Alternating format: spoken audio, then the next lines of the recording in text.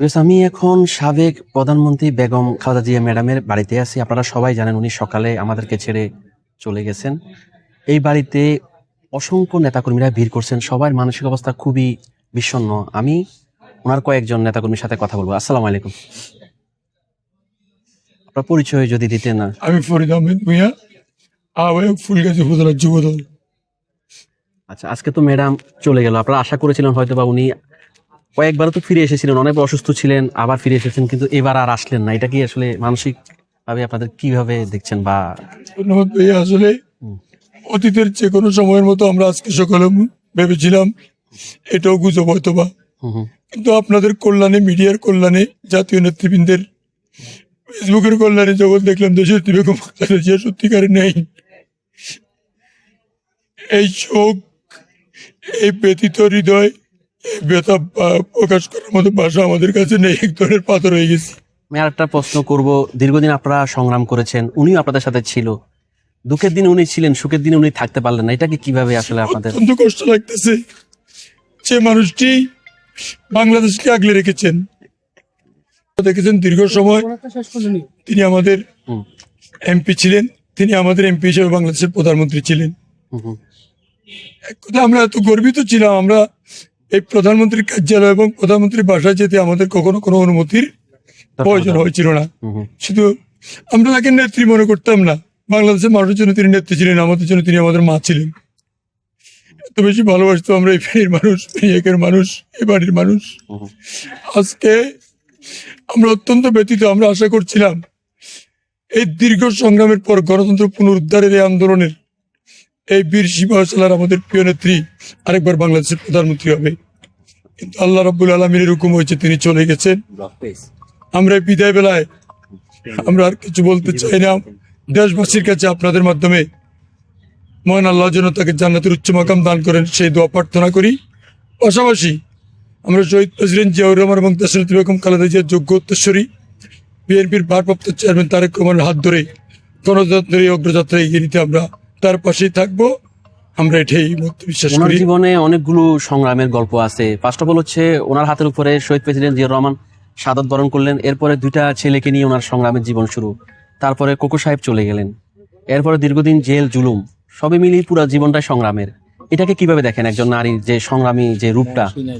উনি উনি এই শতাব্দীর মহাসিনারী। অ্যাকচুয়ালি ওনাকে মূল্যায়ন করার মতো যোগ্যতা আমার নেই। এক কথায় আপনারা দেন দেশবাসী তাকে কি উপাধি দিয়েছে, যে আপসহীন দেশনেত্রী। হুম হুম তিনি জীবনে কোনো অন্যায়ের কাছে আপোষ করেন নাই। তিনি কোনো গণতান্ত্রিক আন্দোলনে তিনি কখনো আপোষ করেন নাই। এই বাংলাদেশের মানুষের অধিকার আদায়ের জন্য তিনি সর্বদা একনিষ্ঠ ছিলেন। আমরা এক কথাই মনে করি দেশনেত্রী বেগম খালেদা জিয়া মরে নাই, হুম। তারা শুধু আমাদের মাঝ থেকে বিদায় নিয়েছে। আমরা যারা জাতীয়তাবাদ করি, আর বিশেষ করে এই বাংলাদেশের মানুষের হৃদয়ে তিনি যতদিন এই পৃথিবী থাকবে, বাংলাদেশ জাতীয় দল থাকবে, তিনি আমাদের হৃদয়ে থাকবেন। উনি এটাই মনে করি। ফেনীতে সেভাবে অনেক উন্নয়ন করেননি, কারণ উনি বলেছেন যে আমি শুধু ফেনীর না, পুরো বাংলাদেশের প্রধানমন্ত্রী।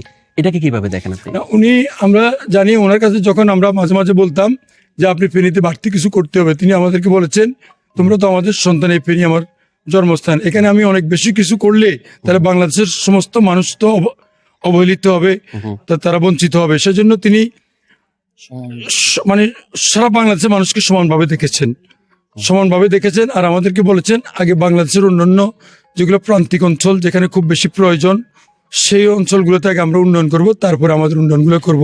সেটা নিয়ে আমরা মাথা ব্যথা নেই। আমরাও উনি ফেনীর মেয়ে খালেদা, গর্বমোদের আলাদা, এই যে স্লোগানটা বুকে ধারণ করতাম, এটা আমাদের কাছে সবচেয়ে বড় ছিল। আমি এটা দিয়ে একটা কোশ্চেন করব যে ফেনীর মেয়ে খালেদা, গর্বমোদের আলাদা, উনি ছিলেন ফেনীর জন্য একটা বাতি। হ্যাঁ, এই বাতি যাতে নিবে না যায়, সেই জন্য তারেক রহমান সাহেবের কি করণীয় যদি বলতেন? সেজন্য আমরা শহীদ প্রেসিডেন্ট জিয়াউর রহমানের যে আদর্শ তারেক রহমান সেটা ধরে রেখেছেন।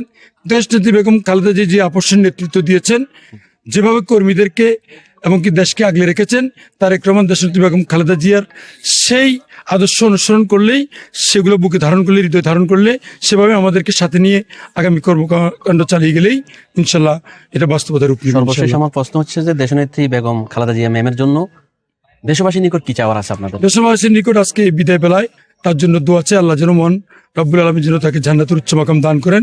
বেশি বেশি দোয়া চাই।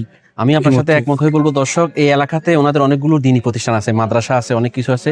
তার উসিলে যেন আল্লাহ পাক তাকে মাফ করে ব্যস্ত নসিব করে। আপনারা ভালো থাকবেন। আসসালামু আলাইকুম। আমি একজন মুরব্বী আঙ্কেলের সাথে কথা বলবো। আসসালামু আলাইকুম। ওয়ালাইকুম সালাম। আঙ্কেল, আপনাদের মানসিক অবস্থা তো আসলে খুব খারাপ, কল্পনা করা যায় না। আমরা ওনারা হারাই মনে হয় যেন কি হারাইছি বুঝে না। আমি সবার কাছে দেশবাসীর কাছে আবেদন করছি যে ওনার জন্য দয়া করেন, ওনার জন্য আল্লাহ তাআলা ব্যস্ত নসিব করো। উনি পুরা বিএনপিটারে এই জিয়া মারার পরে পুরা বিএনপিটারে উনি অলগা রাখছিল। এখন ওনার ছেলেরা আল্লাহ যদি দায়িত্ব দেয় ইনশাল্লাহ উনিও এই ধরনের রাখবে। এটা দেশবাসীর কাছে আবেদন, আপনারা সবাই দেশ নেত্রী খালেদা জিয়ার জন্য দোয়া করবেন, উনি যেন ব্যস্ত নসিব করে আল্লাহ। আপনার বাড়ি কোথায়? আমার পাশের বাড়ি, আপনার যেহেতু পাশের বাড়ি, চাচতো ভাই, আপনি চাচতো ভাই, আপনার বোন দেখেছেন না অবশ্য নাকি? হ্যাঁ অবশ্যই দেখছি। আচ্ছা, কেমন উনি খুব ব্যবহার? ভালো মহিলা ছিল উনি। 82 নাকি 83 আজ আমার পুরো খেয়াল নাই। উনি এখানে একটা নিম গাছ রোপণ করছে, একটা কদম ফুল গাছ রোপণ করছে। এখন এটাই দুইটাই সাক্ষী আছে, ওনার চাচাদের কবর গুলো এখানে আছে, আর ওনার বাবার মার কবর তুলে দিনাজপুর। হুম হুম। এই আর কি।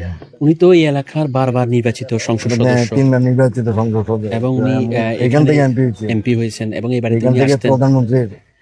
এবং নেতাকর্মীরা কিরকম ভিড় করতো উনি আসলে? উনি আসলে জায়গা পাইতো না পুরা এলাকাতে, মানে এখানে ঢুকতে খুব খুব কষ্ট হতো, গেটের ভিতরে ঢুকতে মানুষের জন্য। উনি আইতে গেলে পুরো মেইন রোডে ফেনী থেকে রোডে মানুষ জমা যেত। হুম হুম। এই ধরনের উনি এখানে আসার পরে পত্রবাহ করছিল, আমার কি পিরিয়ড আছে, উনি এখানে প্রত্যেক জায়গা জায়গা পত্রবাহ করছে, পরশম পর্যন্ত গেছে।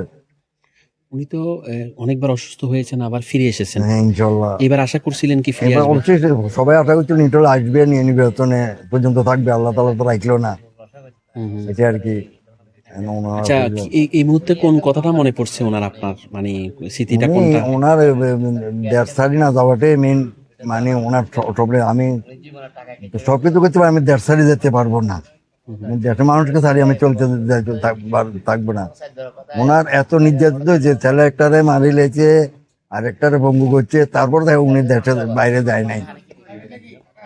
আরেকটা কথা বলবো যে ওনার পরিবার নিয়ে বলুন না, ওনার বাপ চাচাদের সম্বন্ধে একটু বলুন।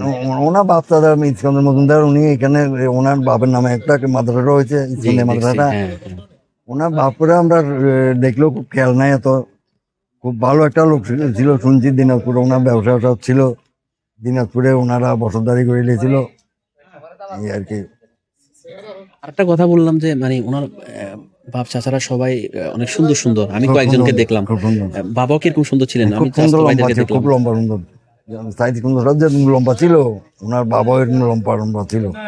যে বাড়িতে দেখছি এখানে কে থাকে ওনার? এখানে চাচতো ভাই, আপন চাচতো ভাই। আচ্ছা, আজকে তো 6টা বাজে খবরটা হ্যাঁ, আসে, খবরটা এখানে শুনি, আমরা- যখন শুনেন কেমন আসলে? তখন মানে বিষয় চোখের পানি নামাজ পড়ে যখন খবরটা পাইছি, মানে চোখ পানি রাখতে পারিনি কত না খবরে। এই আর কি, হয়তো এলাকাতে অনেকগুলো উন্নয়নমূলক কাজ করেছে, মোটামুটি কাজ করছে। আপনাদের এখানে একটা কলেজ করেছেন, হ্যাঁ অনেক কলেজ কিছু। করছে, দেখুন খালেদা জিয়া মহিলা কলেজ, এবং যুব উন্নয়নটা ওনার মাধ্যমে হয়েছে, উপজেলাটা ওনার মাধ্যমে হয়েছে। হুম হুম। খালেদা জিয়ার মাধ্যমে উপজেলা পর্যন্ত, খালেদার মাধ্যমে যেমন যুব উন্নয়ন এটাও খালেদা জিয়া করছে। হুম হুম। তারেক রহমান সাহেব এখন ওনার অবর্তমানে চেয়ারম্যান হবেন। উনি তো আবার, ওনারও চিটানামার বাড়ি, কি আশা করেন ওনার কাছে, কি চান? ইনশাল্লাহ ওনার থেকে অনেক কিছু এলাকাবাসী আশা করে। হুম হুম। উনি দেশ ইনশাল্লাহ ঠিকভাবে চালাতে পারবে, এটি দেশবাসী চিন্তা ভাবনা করতেছেন ইনশাল্লাহ। আপনারা তো মানে আরেকবার আশা করছিলেন যে উনি আরেকবার প্রধানমন্ত্রী হবে হ্যাঁ, এখানে। আমরা তো ওইটাই চিন্তা ভাবনা ছিল, আল্লাহ আমাদের উনি আবার প্রধানমন্ত্রী হবে, আমরা তো ওই আছে দেশবাসী ছিল, আল্লাহ তালা ওনাকে নিয়ে গেল, হুম। এই আর কি। আচ্ছা, সর্বশেষ দেশবাসীর নিকট বেগম খালেদা জিয়া ম্যাডামের জন্য কি বলার আছে, কি চাওয়ার আছে? এখন আমি দেশবাসীর সবার কাছে অনুরোধ, ওনার জন্য দোয়া করবেন, আল্লাহ যেন খালেদা জিয়াকে ব্যস্ত নসিব করুক, এটাই। আপনার কি নাম?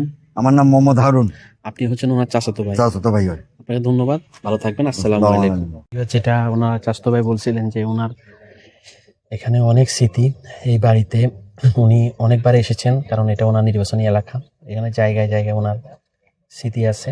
এবং দেখুন এখানে কিন্তু যদিও ওনাকে দাফন করা হবে ঢাকাতে, তথাপি দেখুন জানাজা হবে ঢাকাতে, তারপরও, কারণ উনি যেহেতু এটা ওনার নির্বাচনী এলাকা, এই এলাকার উনি মেয়ে, অনেক জায়গা থেকে নেতাকর্মীরা এসে ভিড় করছে। দেখুন এখানে বিভিন্ন মেন স্ট্রিমিং চ্যানেলগুলো আছে, এনটিভি সহ অনেকগুলো চ্যানেল আছে, এখানে সাংবাদিকেরা আছে।